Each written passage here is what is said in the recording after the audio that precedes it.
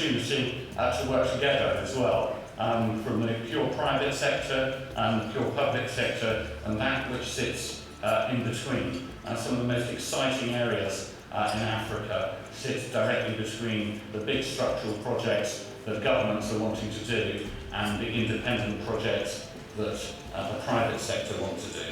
For me, Africa is a great place to do business. I'm glad you're here this evening championing trade and investment. I offer you my time, I offer you my department's time, I offer you ambassadors and high commissioners' time. They are also there to do business because that is in the UK's long-term national interest. Ladies and gentlemen, you are on the side of the angels in investing in Africa, and you'll also make a decent profit. Thank you very much and enjoy the evening. Dr. Carlos Lopes, in conversation with Peter Okwoche, concluded the evening proceedings. He argued that Africa needs to strengthen its development model to benefit the poor. Right now, the target for establishing this continental free trade area is 2070. And I can tell you that from a technical point of view, this is not going to happen. It's not going to happen because the energy has been spent in establishing these bilateral agreements that undermine the negotiations that are taking place amongst Africans. And the Minister from KwaZulu-Natal was mentioning the tripartite arrangement that has been signed between East African Community, COMESA, and SADC. It's advancing, it's a very good prospect, but it is stalled in some details precisely because of the economic partnership agreements, amongst others. So it's a very big risk Africans are taking by going in segmented negotiations. But unfortunately, this is not just happening with the European Union, it's happening with a number of other partners. Partly because of this drive to say that Africa will benefit from world trade expansion through this type of agreements. And it is true that Africa participation in world trade has gone from about 1.5% to about 3.2% in the last 10 years. So it's significant, it's more than double. But it's very small, as you would agree with me. We have 10% of the world's population, and we're going to have much more in the future. We are very happy and excited as the province of KwaZulu-Natal that we're one of the strategic partners in this year's annual debate. And we see a huge value proposition that will be flowing out of this into the future.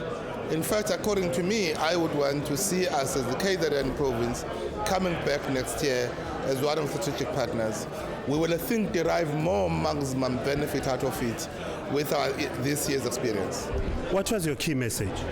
Well, our key message is that South Africa is ready to do business with people of the world. We are keen now to open up for business in the area of smart capital, in engaging a socially constructive capital that can come on our part. We also have expressed that we are a diversified economy, and therefore we have multiple opportunities, but we also want to promote trade. We have made it very clear that we are industrializing and remodernizing our economy, and we are focusing on opportunities in infrastructure, built environment, in technology, in the knowledge economy, but also we're focusing on opportunities in the tourism sector. But we think what we should be encouraging generally, not just for South Africa and KwaZulu-Natal, but for the entire continent, it is a differentiated strategy, because there's a tendency of taking the continent with 54 countries and lumping it together as if it is one country.